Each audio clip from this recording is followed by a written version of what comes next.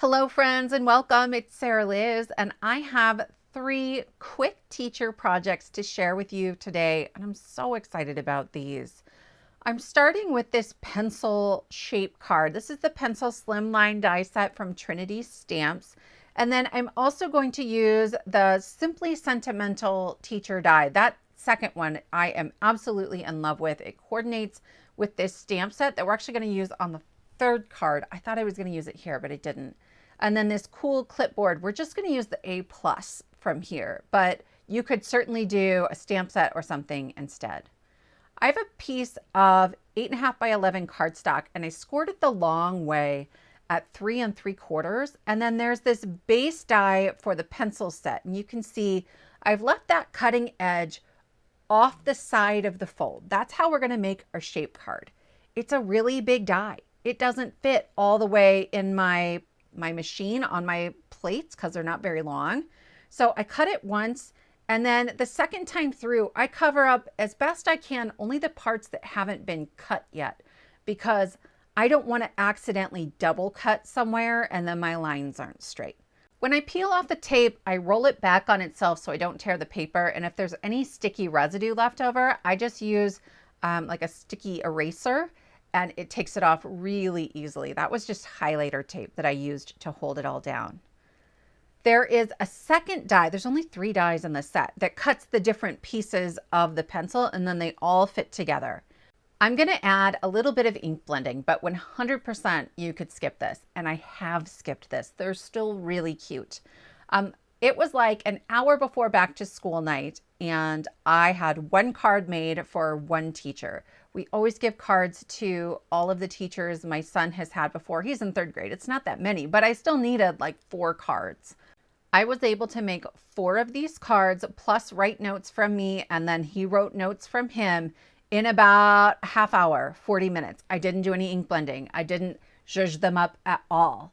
But they still were really cute and were a really great way to say, hey, we love you. Thank you so much. Okay, so when I go to put this together, it's important to note that there's a thin white border all the way around the pencil pieces. So I put on the top piece and then really quickly, I'm laying down the other ones to make sure everything fits. But it's pretty intuitive. I will say I've tried to start on the eraser end and it's much harder. So I would start with the tip of the pencil. Then for this blue piece, like I ink blended really just up until the score line on the left and the right, but you wouldn't need to do that. And then I used some matte silver foil for this little piece, like that wraps around the pencil, right? The metal that kind of holds it all together. You could use a light gray cardstock and that would work really well. And then our little pink eraser. It's so stinking cute, you guys. And this fits in a standard business size envelope. It's just like a full slimline. You wouldn't need to add anything else, but I'm going to zhuzh it up a little bit. So this is the Simply Sentimental teacher, and I've cut the shadow from white and then the word teacher from black, and it's got some double-sided adhesive sheet on the back of it. I also cut out the shadow and the word at the same time from another piece of white cardstock just to help me get everything lined up correctly.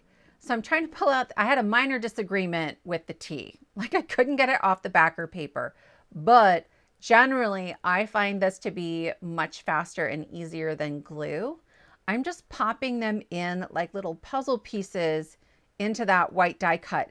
And then I don't have to worry about the glue oozing out and accidentally gluing that template to my sentiment, which is not what I wanted, right? I just wanted like my black letters on the white. And so I'm going to finish up with the R here, and then I can pretty easily just kind of wiggle and remove that white piece. I did have like 1 E overlapped very slightly, but I hadn't pushed them down so hard that I couldn't wiggle it out of there. And so now I have the word teacher. There's a bunch of sub-sentiments in the stamp set that you could add on with this. You are such an amazing teacher. Teacher, thank you for all you do. You're an A+ teacher. You rule. You're one of a kind. You're my favorite. But I love die cuts. So I grabbed this A+ from the cool clipboard. I have another video where I use the cool clipboard to make this like hidden shake or something. I'll link that at the end of this video because I love that card. That was for my youngest son's kindergarten teacher, who is the best. She's amazing. My kids go to a great school. Like, we've had wonderful teachers every year that we've been there. So I am just adding on that A+ with my wet glue. And once I get the placement of that, it makes it really easy to figure out kind of where to line up my teacher, where I have space left. There are a bunch of different fonts in that Simply Sentimental teacher die set. And I love that it's so like well thought out and so flexible like that. It also, because it coordinates with the stamp set, like you could stamp teacher and then use that shadow die, the white shadow die, to cut out the stamped teacher if you don't like sort of inlaying the letters like that. I'm adding on some extras here. It's the Right On Clay Confetti and the white sparkle spots. And that finishes up a really quick and easy, cute card. This one uses a single die set and it's so fast. Well, it can be fast. I'm going to make it more complicated, but you don't have to do that. This is the Thank You Apple, again from Trinity Stamps, and it just has 2 dies like the last one. And we're going to make another shape card. I think shape cards are a really great way to make it look like you did something super special without it being a ton of work. So this is the background die for the apple, and I cut it out of red. I cut 2 of them. And I'm just going around with some red ink to add a little bit of shading. Then there are these 2 pieces that are cut out when you cut out the thank you. There's like the leaf and the stem. And I'm coming in with my Ohuhu art markers. They're alcohol markers. And I'm going to color those in. You're going to see the stem now. I did the leaf upside down. So just ignore him and I'll show him to you later. Here are the colors I used for my browns in case you are interested. And then I cut 2 layers of the white thank you. So I'm just going to go ahead and stack those up because I had them anyway.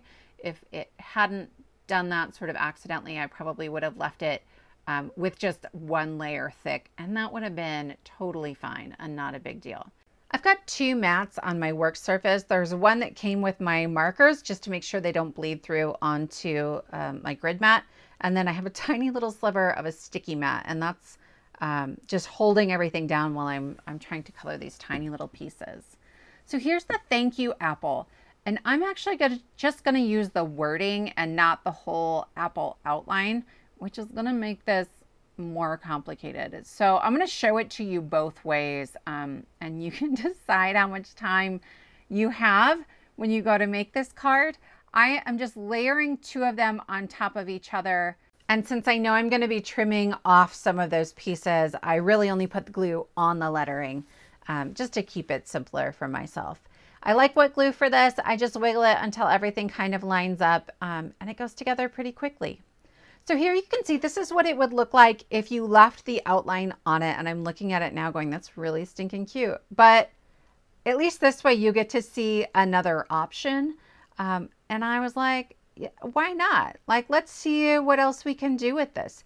So I'm just starting by cutting away the extra pieces. And then I will take my scissors and just kind of follow the curve, right? So I'm rounding the rest of that Y. I'm rounding the bottom of the U. I stacked up 2 layers of 120-pound cardstock. If I was going to do this again, I would probably not stack those up, or at least I wouldn't stack them up before I cut them. Like I would cut one and then layer it. And then so when I was cutting the second one, I just kind of had to follow the line I already had. But this was really thick. And so it sometimes got harder to create like a smooth curve. I will a lot of times flip it to the back side to get a better angle just to finish that off. And then places like on this T and on the K, I just kind of created an angled edge, right? I felt that scripty font. Absolutely, it would just kind of be this like diagonal cut, and then the very tip of it, I rounded that off a little bit. It probably took me 5 minutes to cut the excess from around that, and it's a different look. It's a way to stretch that die and get a little bit more out of it. When I go to add glue to a word die cut, I put glue on the big parts, and then the little pieces that are hanging out, like the end of the K or on the far left, the beginning of the top of the T. And then other than that, I don't worry about it. Like it's not coming off. I just need something to hold it securely. and make sure that it's not going to catch on things as it's going in and out of the envelope. And so then I'll do the same thing with the U here. I'm making sure I get the curly Q on the U and the beginning of the Y, and then just glue in the thick parts. And it's pretty easy. Here, I go to put the leaf on and I'm like, oh my goodness, I shaded that wrong. Like the dark part should be closer to the center of the apple. So here, I'm using my GY2 and my GY4, and I have just this little bit of sticky matte.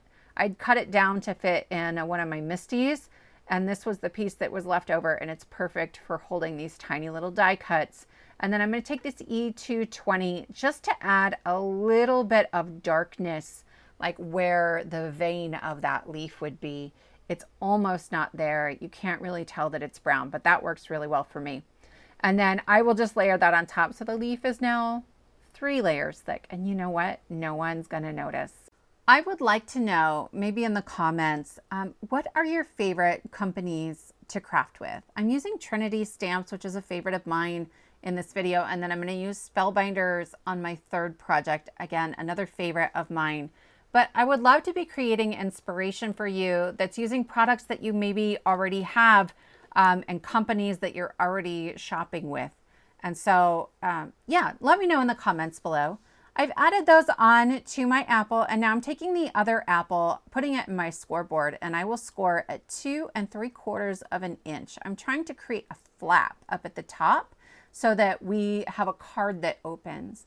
And then I will fold that back and add glue only above that score line. So I'm just double checking.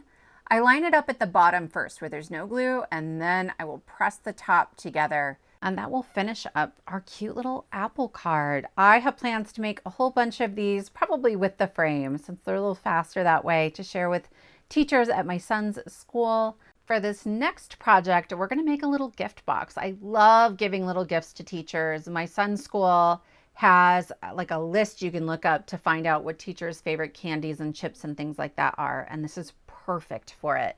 This is the Charming Cottage box from Spellbinders, and I have cut the main box piece twice. And I am just going to fold along each of those score lines. So I stick my thumb into it just to get it started, and then I fold the cardstock back. So they're mountain folds. It's the normal way you would fold a score line, except for this last one right here. And I'm going to fold kind of the whole box around itself, and you'll see, okay? So once again, I have all these mountain folds. The box will fold up on itself, and there's that one valley fold. Okay, when you put the box together, it's really easy. You don't need instructions. There are short flaps, one on each, and I'm going to add 1/4 inch score tape. That flap is slightly wider, which I appreciate so much because I don't want to trim my score tape. And then I'm also going to add score tape on the bottom. Now, it doesn't matter which flap you choose. It just has to be the same flap on both of them. And I'm adding it kind of towards the middle, okay? Don't go all the way to the edges. You'll have problems later. Then we're going to decorate this box before we assemble it because it's easier to do it when the box is laying flat. So I have these pieces for the roof, and I'm going to alternate these little gray pieces. And I found it easiest to start at the top. So I'm adding a single line of glue, and I will butt this up right against that score line. But I am going to fold that part of the box back just to make sure it can fold and that I'm not covering up too much of the score line. Then I'll add glue just to strip at the top of the next piece on the back, and I will tuck that up underneath the first one. Then I confuse myself, and I'm like, what side did I need to glue? So from here on out, I'm going to glue both sides of the die cut. That is not necessary, right? You guys, sometimes I astound myself, and I look at it and I'm editing, and I'm like, Sarah, you need to add one little line of glue at the top on the back. Then you're going to tuck that under, and you can kind of bend it back, right? You just kind of curl the cardstock a little, and it tucks right in there. I tried it the other way, starting at sort of the bottom, but then I would get to the top, and I felt like I was having to trim a shingle, and then it didn't look even. It just was harder. So, right, I'm using wet glue makes this really, really simple, and I just line that right up underneath there. And so this bottom one is going to overlap. Perfect. It looks like a roof. We're building a little schoolhouse. I don't know that I will ever make a gingerbread house out of this. That is not my style. But number one, there's a Halloween add-on. I Googled for it and it's sold out everywhere except scrapbook.com. They had like one or two, okay?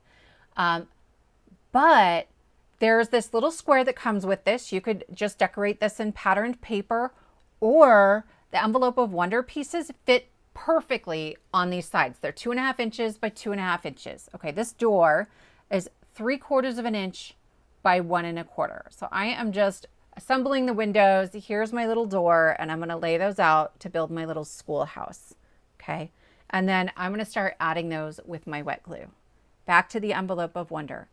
They're just perfectly sized here, and each of those dies or die cut pieces, they layer, but it's like 2 pieces, 3 pieces. I think one of them, I'm looking at the poinsettia, is more than 3, but generally they're not. They're really quick and easy. It's a great, cute little gift for somebody. These are big enough. You could fit a little holiday gift in there, like for an actual something, and we're going to look at how a gift card fits a little later on.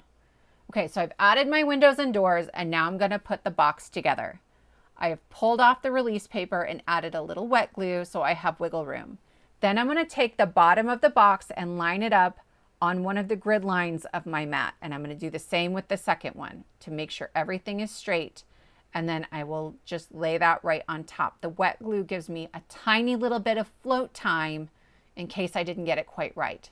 Before I press down too firmly, I will fold it in half and make sure it looks okay, and it does. Then I'm going to fold it so just one flap is overlapping. That's where my other piece of score tape is, so that I can lay this flat in the middle. This is the easiest way to do the second flap. Once again, a little bit of glue on top, not a lot, just a little, and I will carefully make sure that the bottom looks like it's straight, and I will line that up on top of it and press firmly. That's my box, right?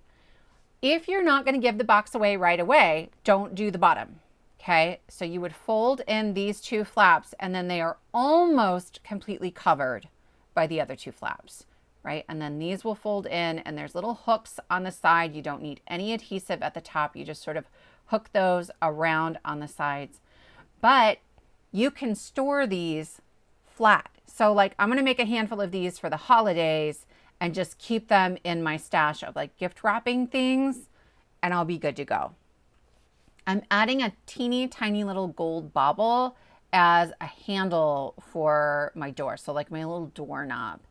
Then I'm going to work on the back. I'm using this Simply Sentimental teacher stamp set, and it's supposed to be like you're an A+ teacher, but I'm just going to say you're an A+.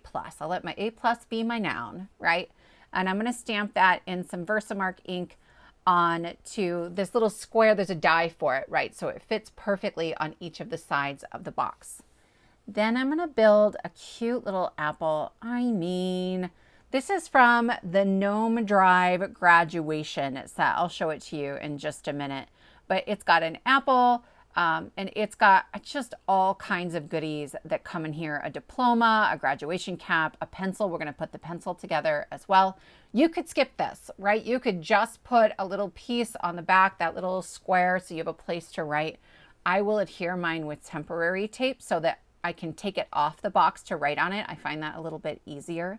The base of the apple comes in 2 pieces. You can cut just the apple, or you can lay the second die into the middle and it will cut out the face. So that's what I did. And then I cut the face again from some white cardstock and just colored it in to make the cheeks pink and the eyes and the mouth black. You could also just put colored cardstock back behind that apple, and that would work really well also, so you don't have to like mess with tiny little pieces. I'll use my removable adhesive. I'm going to add that to the back of the box, and then I'm going to realize I forgot to add the glasses. The glasses, you guys, are so stinking cute. I don't know how I missed it, right? Maybe they just blended in a little bit too much with my grid mat. But I'm going to put just a tiny little bit of glue on there, and I will dab it off on the back of my hand to make sure I'm not oozing glue out and getting it in places where I don't want it. And I will add these oversized goggles onto the apple, and it's so stinking cute. There's also this little bitty pencil. So I have the pencil lead kind of goes behind the pencil itself. And when I'm working with something like that, I find it easier to leave like the pencil lead flat and to lay the pencil base on top of it, right? And then I just use my fingers to make sure it's right where I want it. Because my little metal piece is out of some matte silver cardstock, it's a little bit slippery. So I'm just wiggling that around with my fingers until I get it where I want it. And then I will add a little yellow piece to the body of the pencil as well. You could make that any color that you wanted. And it's so adorable. I like that it's kind of a chubby little pencil too. I put this all over trying to figure out where to fit it. And ultimately, it's going to be a lefty, right? I have a left-handed son. So my pencil is coming like from the left, writing this year an A+. And it's going to take me a minute to remember I can just lay this box flat to glue things on. This was the third project of the day. You never know what's going to happen. I am going to close up the bottom of the box. I want to show you how to do that. And then I want to show you how much you can fit in here. These boxes, they're big. So I'm going to fold in my two flaps that have the tape on them. And I'm just using my little pokey tool to kind of pick all that off. I don't know if anybody has a better way to remove the backer paper on these, let me know. And then a little bit of wet glue, just a little for wiggle time, but it's not altogether necessary. I like having the top of the box closed when I do this. I think it helps me to get the whole thing kind of square, but then I'm going to open it right back up so I can reach inside and kind of press it flat, right? I have small hands, so it's pretty easy for me to reach inside, but if it's not for you, you can just use your bone folder or something like that. So I set this aside for a couple of days and decided that it didn't look done. So I grabbed this bell from the Christmas Wonder set. It makes all these little different pieces, right? And this is one of those sets I was telling you fits beautifully on all the different sides of this box. So I'm going to add a school bell up top. And I think that that just like really adds to it. If you don't have that set, check your stash. There are tons of Christmas stamp sets, Christmas die sets that have bells on them. So you might have something that would work. I don't know that it needs the bell, but I thought that was just like a nice extra touch to really make it look a little bit more like a schoolhouse. So I'm assembling that die cut, and then this is a little 1/8 inch strip. It is slightly wider than the door, like maybe 1/8 of an inch wider than the door. I'm going to layer that up twice because there are 2 layers of that craft cardstock for the door, and I don't want it to get like squished or bent. And I'm going to glue that right at the bottom. If I had thought about it earlier, I might have done a slightly taller step and then put the door above it, but I didn't want to really change the proportions of the door there by covering it up. So I kept it really, really skinny. And then I'm adding glue just to like the inside part of the bell, and then one little strip on the back. And I'm going to turn this around so I make sure I don't have glue just hanging out there right in the middle. And that will finish up my box for the second time. And I like it even better this time around. To give you a sense of size, these are 4 caramel Ghirardelli squares, full-size squares, and there's room for several more in there. A gift card is too tall, but if it's the only thing in there and you lay it kind of diagonally, it fits beautifully.